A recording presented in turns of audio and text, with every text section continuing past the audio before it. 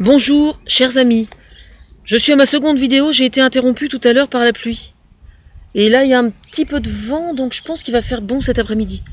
Bon, alors j'en étais où? J'étais arrêté à Zochera, Tiarella, Telima, Euchera. D'accord? Bon, ça c'est fait. En quoi suis-je donc l'inspiratrice de... En fait, je suis censée rebooster la totalité de l'industrie horticole française. Rien que ça. Bon, franchement, on n'est pas à ça près. Hein. Alors là, voilà. N'empêche que moi, j'ai des copains qui... comment dire, qui achètent des végétaux rares et qui les revendent, et qui, depuis 10 ans, 15 ans, étaient obligés d'aller les acheter en Belgique, parce que, figurez-vous qu'en Belgique, pour eux, c'était financièrement beaucoup plus intéressant. Voilà. Pourquoi c'était intéressant? Parce qu'il y avait une histoire de taxes, ou je ne sais quoi. Alors que la logique voudrait, bien évidemment, et ce serait beaucoup plus cohérent, qu'ils achètent leurs végétaux en France. Alors, voilà une des raisons pour lesquelles il est nécessaire que nous ayons une Europe plus forte, et où justement la fiscalité, les taux de TVA, etc., soient relativement harmonisés. Voilà. Hein. Alors, notamment chez Truffaut, puisqu'on va le citer, on va plus dire Truffius, on va dire Truffaut maintenant, où je suis la conseillère, toujours pas embauchée. Alors eux, ils ont fait plus fort, ils m'ont envoyé un courrier pour me dire qu'ils ne m'embaucheraient pas. Mais bon, on n'est pas ça près. Alors que les autres, non, ils continuent à s'inspirer de moi et ils m'ont pas répondu qu'ils ne m'embaucheraient pas. Ce qui change pas grand-chose parce que ni l'un ni l'autre ne m'embauche. Hein. Bon, enfin, c'est pas grave. Et donc, je sais que Truffaut fait énormément d'efforts pour... travailler avec des producteurs régionaux, les producteurs du coin. Donc ça, c'est quand même très intéressant. Et donc, ils choisissent aussi leurs végétaux selon mes critères. Voilà, de la même façon. Moi, j'y vais régulièrement. Je vais peut-être y faire un tour cet après-midi, d'ailleurs, uniquement pour voir, comme ça. J'y vais souvent pour me promener. Je suis allée me faire prendre en photo aussi là-bas, et puis ça les fait rigoler, quoi. Voilà. Comme quoi, il leur faut pas grand-chose. Hein. Enfin, voilà. Alors, quand j'explique que je suis l'inspiratrice de la branche horticole, ça consiste en quoi? Ça consiste dans le fait de prendre conscience qu'il est plus intéressant d'acheter des végétaux qui ont été élevés à proximité de chez soi, pour plein de raisons. La première raison, c'est tout simplement plus logique. Tout simplement. C'est-à-dire que il est beaucoup plus cohérent d'acheter des végétaux qui ont été créés, entre guillemets, ou cultivés sous votre climat, parce qu'ils vont beaucoup mieux s'adapter à votre jardin et à votre terre, tout simplement. C'est une question de bon sens. Et puis c'est tout à fait dans la logique locavore aussi. Je veux dire, c'est quand même pas très cohérent de planter comment dire, d'acheter une plante qui a été cultivée à l'autre bout de l'autre côté de la terre, quoi. Je veux pas dire par là qu'il ne faut pas cultiver une plante qui est originaire de l'autre côté de la terre, mais qui a été cultivée, elle, en tant que plante, dans sa région. C'est vraiment préférable, quoi. En règle générale, moi, je suis dans les parcs et jardins, je suis beaucoup plus pour avoir des parcs et jardins qui soient conformes à notre terroir, au terroir de chacun. Moi, je connais des parcs et jardins en Normandie, par exemple, qui s'évertuent à installer des oliviers centenaires et tout. Moi, quand je vois... Parce qu'il faut savoir que ça existe, ça aussi. Il y a des gens qui pillent, j'avais entendu ça,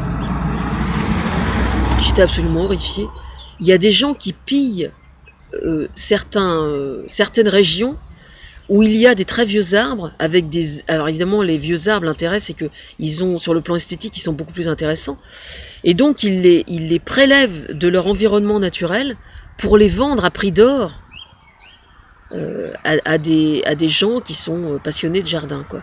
Mais qu'est-ce que c'est qu'être passionné de jardin quand on a payé une fortune un arbre qui est le fruit du viol d'une autre... Oui, je parle de viol, parce que franchement, hein, quand on voit l'âge qu'a un olivier qui fait 50 cm de diamètre de tronc, complètement tordu et tout, cet olivier-là, il a quel âge?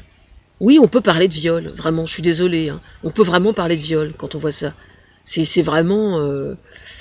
Alors évidemment, là on touche un autre domaine qui est le fait de planter des arbres déjà âgés. Voilà.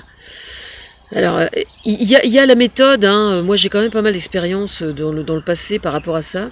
La seule fois où nous nous étions permis d'acheter un arbuste qui était déjà beau, on l'avait payé cher, c'était un Viburnum aureum. Donc une viorne, si vous voulez, une boule de neige, c'est une boule de neige. Enfin, on peut dire, ça s'appelle une viorne. Et le feuillage était doré. C'est la seule fois qu'on s'était permis ça. Non seulement la reprise avait été mauvaise, mais il a merdé pendant 3 ans à peu près. Au bout de 3 ans, j'ai dit à mon mari, j'ai dit écoute, ça suffit, va chercher la tronçonneuse. On a coupé le viburnum au ras du sol, afin qu'il reparte. Et il est reparti super bien, comme un petit jeune. Voilà. Conclusion, c'était complètement con.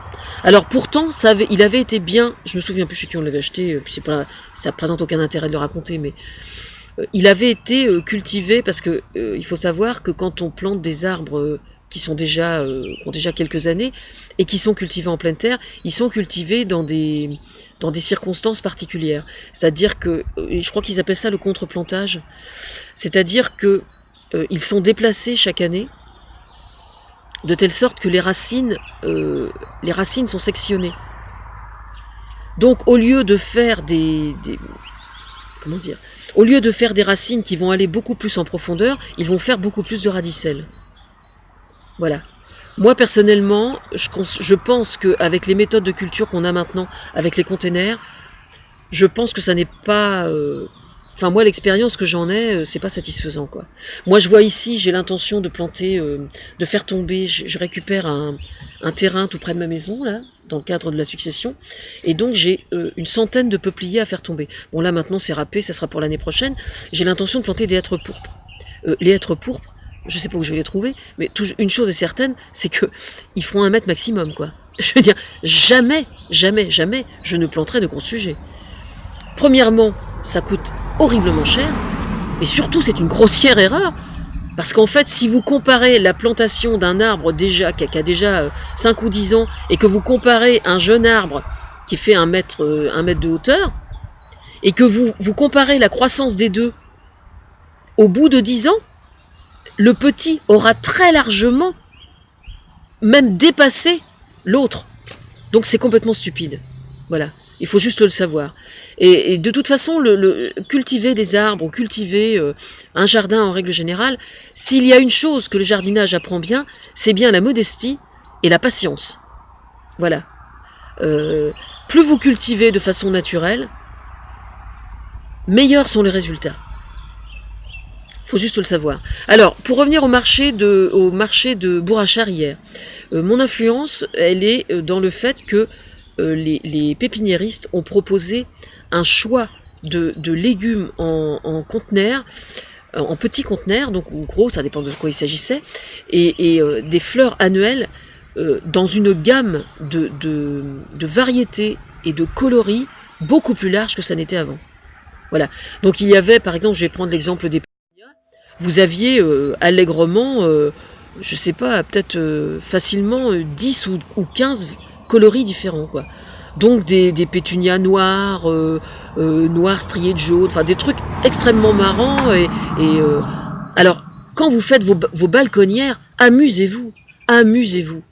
Voilà, faites parler le gamin que vous étiez quand vous étiez gamin. et il faut vraiment voir ça comme un amusement. Hein. C'est vraiment très important. Voilà. Bon, j'arrête pour aujourd'hui parce que ma batterie est naze là et je viens de récupérer l'électricité. Donc j'ai plein de choses à faire. Bon, je continuerai plus tard.